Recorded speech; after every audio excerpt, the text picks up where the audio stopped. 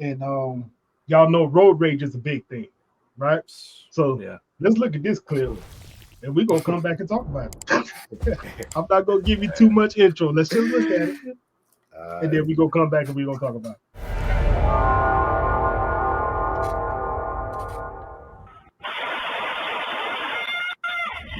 A scary and dangerous situation at the corner of West 104th and Madison Avenue. Watch this. Police say that's the real Cromedy. He can be seen shooting at another car. The 34-year-old doesn't seem to care who is around because at that exact moment, 3 children were also at the corner riding their bikes. 104 Madison, 3 shots heard. But what led up to him pulling out a gun? Cromedy was on West 104th Street coming up to Madison Avenue. At the intersection, a second car turned in front of him, and police say Cromedy honked his horn and started swearing at the driver. The other driver then stops, opens the door, leans out, and points at Cromedy. That's when this gets completely out of control. Silverado with the lawnmower in the back of it was involved. Cromedy reaches in his truck, grabs a gun. As the driver is pulling away, police say Cromedy fired 5 shots.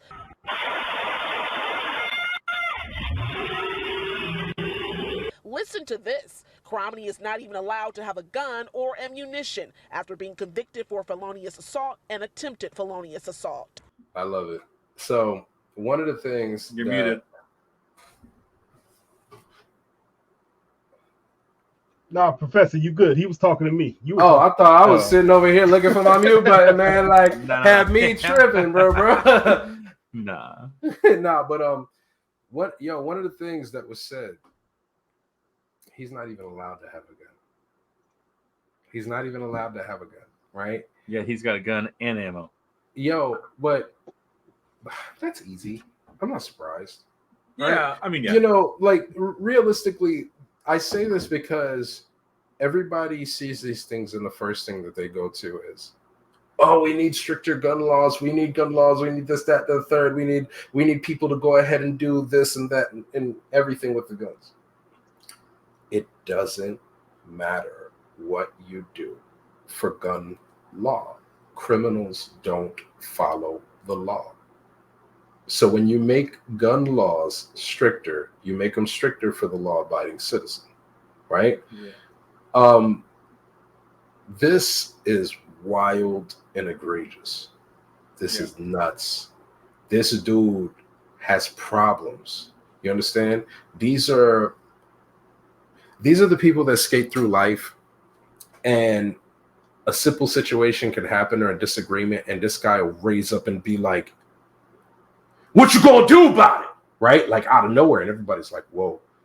And then the girl is like, yo, he's crazy. Don't talk to him. Just don't say nothing. And they go away.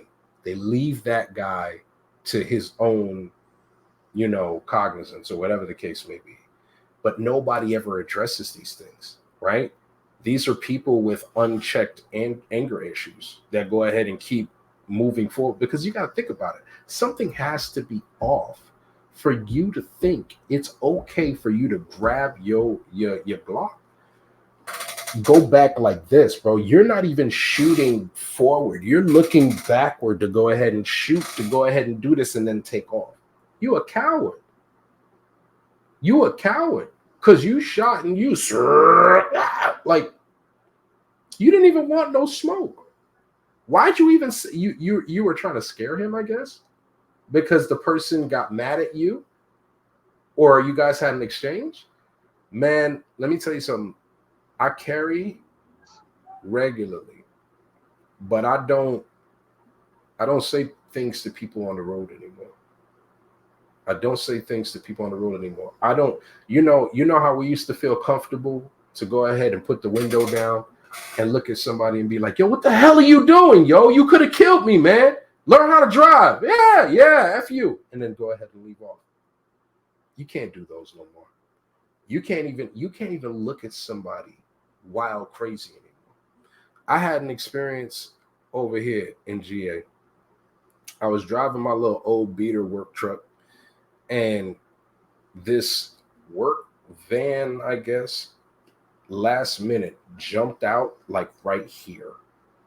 And I guess he thought the car in front of me was going to keep going, but they stopped short. So when they stopped short, he stopped short, and I had to stand on my brakes, right? In a Ranger. Jeez. I had to stand on a 2-wheel drive Ranger. I didn't even have 4-wheel drive. You know what I'm saying? So it's like no 4-wheel disc brakes, no nothing. I'm just putting all my weight on it. And I barely stopped like within an inch of his bumper. So I'm hot. My heart's pumping through my chest, bro. It's like a near intense experience, man. And I'm just, all the levels are going. So the guy moves over and I go ahead and move. I'm like, yo, what the hell were you thinking, bro? You just cut me off. He said, what? What you want to do, boy? I'll fight you. Pull over. I'm like, wait a minute. You wrong, though. But you want to fight me? He said, matter of fact, get in front of me. So I said, oh, yeah? He said, yeah. So I got in front of him. I thought that was the end of it. I got my little spot back. I'm happy, right? I'm good. Let me go. Nah, buddy started following me. So I was on my way to my man's crib. And I was like, yo, I'm thinking ahead of, I'm not going to go ahead and take this guy to my man's crib, right? So I'm like, yo, let me go ahead and detour. So I detoured to the gas station and I pulled my blicky out and I had it on my lap. Something happened, some kind of divine intervention, and homeboy pulled a U-turn. Because if he pulled into that gas station, that would have been the last gas station he ever pulled into. So, yo, I'm just saying, it's a wild mentality out here. Even though I carry, people have to have the mentality to go with the actual responsibility of having a weapon, right? You can't think, now I got a gun, now, nobody gonna mess with me. People who think like that should be analyzed, right? Because if you need a gun to make you feel confident, you don't got it. Because as soon as I take your gun, I take all your confidence, right? Yeah. Like you don't really have confidence. You got confidence because you have this, but it's just sad because people have that mentality and it's a sick mentality. You shouldn't feel like that. You shouldn't feel like, now I got my blicky, nobody can mess with me. No, I feel like, yo, I got my blicky, now I could go ahead and protect myself and make sure I don't get into trouble. I could protect those around me. I could protect my loved ones. I could protect my home, because really and truly, like I've said on every show, I don't have the want to actually pull this out and use it. I go to the range. I use it all the time. I'm a good shot. So it's like, yo, I don't need to go ahead and have this bravado or this unchecked anger and stuff like that. Mental health is another thing that goes ahead and corroborates in it, but I'm gonna leave some space here so you guys could cook, man. Go ahead, Ray. Yeah. Yeah, I agree with you, man. I mean, I don't own a gun. Would I? Yeah. I just haven't had the opportunity to get one, but doesn't mean I won't. I will. I have no problem with guns. For me, I'm like I say, it's time and place. Right now, not the time, not the place. Right. Especially with 2 little ones. I've heard way too many stories of, well, we're not going to talk about it, but there's some sad stuff that happens. Crazy stuff. So, yeah. With that being said, though, I mean, I agree with you. There's no reason, unless, like, I just can't think of any reason that I would have to need to pull my gun out to shoot, unless I was being shot at. Obviously, self-defense. He shot at me, or like somebody's coming at me with the gun raised. Then self-defense, I might, if I have to. If I can't run, then yeah, fine. But that kind of situation, the guy cut me off. Hey man, what the hell? Honk, whatever, say your piece, drive away. And the fact that there is little kids sitting there. That's wild. Those like, poor girls. Right. What about if he went to go pull the gun out and turn? That girl was right next to his truck. What about if he shot and hit her instead? Or if there was kids down the street we couldn't see down the street? What about the kid playing down the street and the stray bullet hit? Like, it is not worth it. Not at all. Like, I agree with what you're saying. And like, there needs to be maybe better screenings, or I don't know. But I just don't understand why it has to come to that. So I don't think anything that anybody is saying is wrong, right? But I'm going to ask this question. What do y'all think about the car who was making the left turn down the road what they did. Yeah, So you know you that's have handled that situation. that's Yeah. that's another aspect as well. And I didn't touch on that because I wanted to let y'all cook. But really and truly, there was faults on both sides, but there's only one person that could have took a life, right? The person who initiated or appeared to have initiated it, because I'm not sure what occurred. He was turning in and the guy was going out hot and he almost hit him. So he must have honked at him. And somebody said, man, I ain't see you in your big whatever, da da da da, or whatever. So let me ask this question real quick while I got that quick breath. In that situation, who has the right of way? Well, the person who's actually moving has the right of way, the one that's turning onto there, because this person came to the stop, right? Yeah. So what happens is there's a stop sign here, and this side appears that there's no traffic light, appears like there's no sign. So you have continuous here. So if you have to come into traffic, you have to wait, and you have to wait for the appropriate time. These people have the right of way. So technically speaking, that guy turning, the reason he stopped was because he was technically right, but stepping out your car to talk to somebody about it these days, it may not be the best of ideas.